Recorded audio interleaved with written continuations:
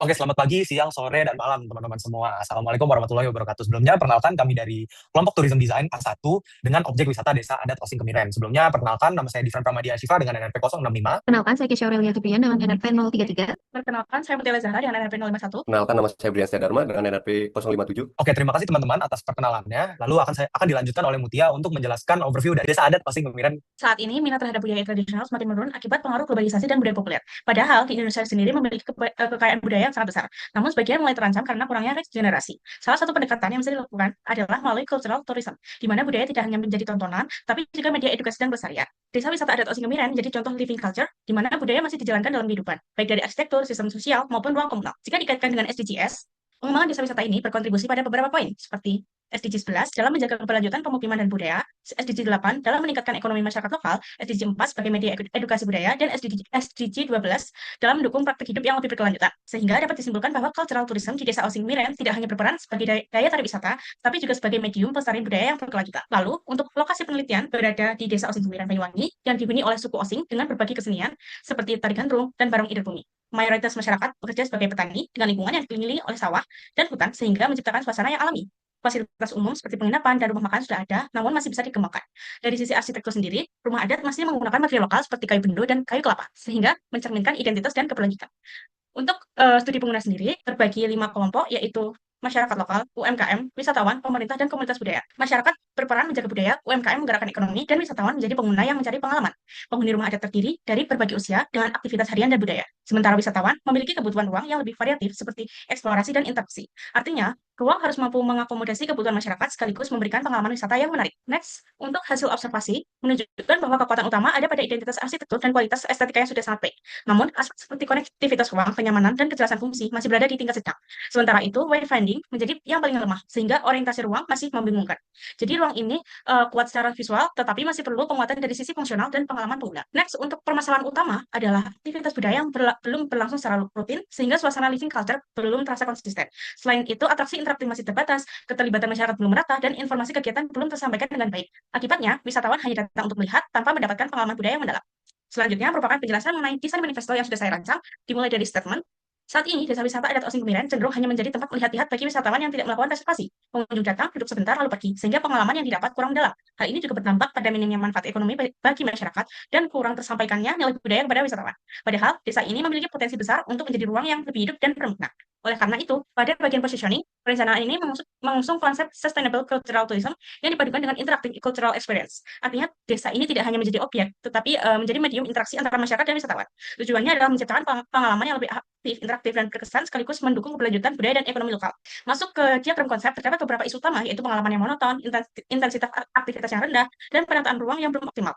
Namun di sisi lain, desa ini memiliki potensi kuat, seperti penggunaan material alami, urutan ruang yang autentik, serta budaya komunal yang masih terjaga. Terakhir, pada sketsa gagasan, konsep ini diterapkan melalui beberapa ide, seperti workshop budaya, yaitu menari, gamelan, dan membatik, yang melibatkan langsung wisatawan. Kemudian, redesign aula sebagai pusat pertunjukan budaya lebih aktif, serta penambahan titik-titik interaksi seperti area berkumpul dan spot budaya. Selain itu, juga ada elemen pengalaman seperti penyewaan baju adat untuk memperkuat keterlibatan pengunjung. Secara keseluruhan, desain ini bertujuan mengubah desa dari sekedar tempat melihat menjadi ruang pengalaman budaya yang hidup dan berkelanjutan. Selanjutnya, bisa diteruskan oleh teman saya. Selanjutnya adalah desain manifesto area coffee break atau balai makan. Area coffee break di kawasan wisata budaya saat ini masih dipahami sebagai fasilitas pendukung saja. Di Desa Osing Kemiren sendiri, fungsi ini cenderung terbatas hanya sebagai tempat makan tanpa pengalaman yang lebih dalam bagi wisatawannya. Area coffee break seharusnya tidak hanya memenuhi kebutuhan fisik, tapi juga menjadi ruang yang menghadirkan interaksi sosial, menyampaikan cerita, dan memperkuat identitas budaya lokal itu sendiri.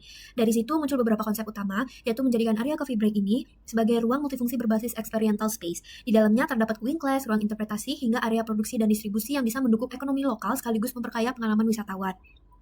Ide desain ini berangkat dari nilai kebersamaan masyarakat Osing, yaitu tradisi makan bersama, kemudian ada penggunaan material lokal, serta pendekatan arsitektur vernakular yang dekat dengan alam dan budaya setempat. Untuk mewujudkannya, ada beberapa pendekatan utama seperti penguatan alur pengalaman berbasis storytelling, kemudian penggunaan material lokal, sistem ruang modular, sistem integrasi, serta integrasi aspek edukasi dan ekonomi lokal ke dalam desain. Kemudian untuk diagram konsep, permasalahan utamanya adalah area belum berfungsi secara optimal sebagai ruang sosial dan budaya. Interaksi yang terjadi Interaksi yang terjadi masih terbatas, pengalaman ruangnya belum terarah, dan juga potensi budaya lokal belum sepenuhnya diterjemahkan ke dalam desain. Selain itu, ruang juga cenderung statis dan belum mampu mengakomodasikan berbagai aktivitas secara fleksibel. Namun, di balik permasalahan tersebut, terdapat beberapa potensi yang bisa dikembangkan. Desa Osing Kemiren ini memiliki kekayaan budaya, tradisi, serta aktivitas keseharian yang sangat kuat dan autentik. Berdasarkan isu dan potensi tersebut, saya merumuskan approach atau pendekatan desain. Pendekatan yang digunakan adalah mengintegrasikan aspek sosial, budaya, dan ekonomi ke dalam ruang melalui pengamatan dan pengalaman yang bersifat partisipatif. Ruang ini tidak hanya dirancang secara fisik, tetapi juga sebagai media interaksi dan storytelling yang mampu menghubungkan wisatawan dengan kehidupan masyarakat lokal. Kemudian ada beberapa gagasan konsep yang saya usulkan. Yang pertama adalah adanya cooking class atau workshop masak, demo masak, dan museum mini. Di sini area coffee break tidak hanya berfungsi sebagai tempat memasak, tetapi juga dikembangkan untuk menjadi ruang edukasi yang menggabungkan aktivitas dan narasi budaya. Wisatawan tidak hanya belajar memasak, tapi juga memahami cerita di balik makanan tradisional Banyuwangi, mulai dari bahan, proses, hingga nilai budayanya. Sementara itu, elemen museum ini berfungsi sebagai media interpretasi yang menampilkan informasi, kemudian miniatur, artefak, dan juga visual terkait kuliner masakan kuliner lokal. Konsep kedua adalah Cafe Hidden Gem. Area coffee break dapat dioptimalkan menjadi sebuah destinasi yang lebih menarik dan relevan, terutama bagi generasi muda. Di konsep ini, ruang yang sebelumnya hanya aktif pada waktu tertentu bisa menjadi lebih fleksibel dan tetap hidup di luar aktivitas utama wisata. Selain itu, konsep ini juga membuka peluang ekonomi tambahan bagi masyarakat desa. Selanjutnya adalah konsep gabungan, misalnya tour wisata living experience. Di sini, seluruh konsep diintegrasikan menjadi satu rangkaian pengalaman wisata yang utuh dan dikolaborasikan dengan konsep area lainnya. Misalnya ada workshop batik, workshop gamelan, workshop bambu. Kemudian wisatawan tidak hanya datang untuk lihat-lihat, tetapi ikut terlibat langsung dalam aktivitas budayanya. Mereka bisa mengikuti alur pengalaman mulai dari mengenal budaya, mencoba aktivitas seperti memasak, menari, kerajinan, hingga menikmati hasil workshop mereka. Pendekatan ini menekankan 3 aspek utama, yaitu create, taste, dan experience. Sehingga wisata yang dihasilkan tidak hanya bersifat visual, tetapi juga partisipatif dan berkesan. Selanjutnya akan dilanjutkan oleh teman saya. Oke, selanjutnya ada desain manifesto saya. Yang pertama ada problem statement. Desa Kemiren adalah pusat budaya Osing, suku asli Banyuwangi yang memiliki bahasa, tarian, musik, dan tradisi unik yang berbeda dari budaya Jawa pada umumnya. Pada Desa Kemiren terdapat beberapa permasalahan, yaitu kurangnya keterlibatan masyarakat lokal dalam aktivitas budaya dan minimnya aktivitas budaya sehari-hari yang membuat para pengunjung tidak mendapatkan experience dari desa tersebut. Untuk menjawab permasalahan ini, perlu adanya aktivitas seperti pembuatan kerajinan tangan dari material lokal, dan para pengunjung juga dapat membuat sendiri sehingga dapat dibawa pulang sebagai oleh-oleh atau souvenir. Oleh karena itu, saya akan menggabungkan aula pertemuan dengan tempat produksi kerajinan tangan. Dalam penerapannya, area pertemuan akan direvitalisasi menjadi bangunan yang menggunakan material bambu, sehingga akan memberikan wajah baru dari desa adat Kemiren tanpa harus menghilangkan esensi dari kultural yang terkandung di kawasan tersebut. Harapannya dari revitalisasi ini dapat meningkatkan keterlibatan warga lokal dalam membangun aktivitas budaya dan kegiatan sehari-hari masyarakat, serta meningkatkan pengunjung yang datang ke desa adat Kemiren Banyuwangi. Oke, selanjutnya ada diagram konsep dari aula pertemuan. Yang pertama ada isu, minimnya aktivitas budaya sehari-hari dan keterlibatan masyarakat yang belum merata. Dan selanjutnya ada potensi. Yang pertama ada meningkatkan praktik budaya, melibatkan masyarakat setempat, dan yang terakhir material alami. Selanjutnya ada approach. Yang pertama ada cultural tourism dan sustainable design. Selanjutnya ada strategi. Strategi yang digunakan yaitu produksi kerajinan tangan, revitalisasi bangunan, dan experience pengunjung. Oke, selanjutnya ada beberapa area yang akan diubah seperti sirkulasi, material alami, dan revitalisasi bangunan. Yang pertama ada sirkulasi. Sirkulasi pada desa adat Kemiren dirancang mengikuti pola alami desa yang organik dan menyatu dengan lingkungan.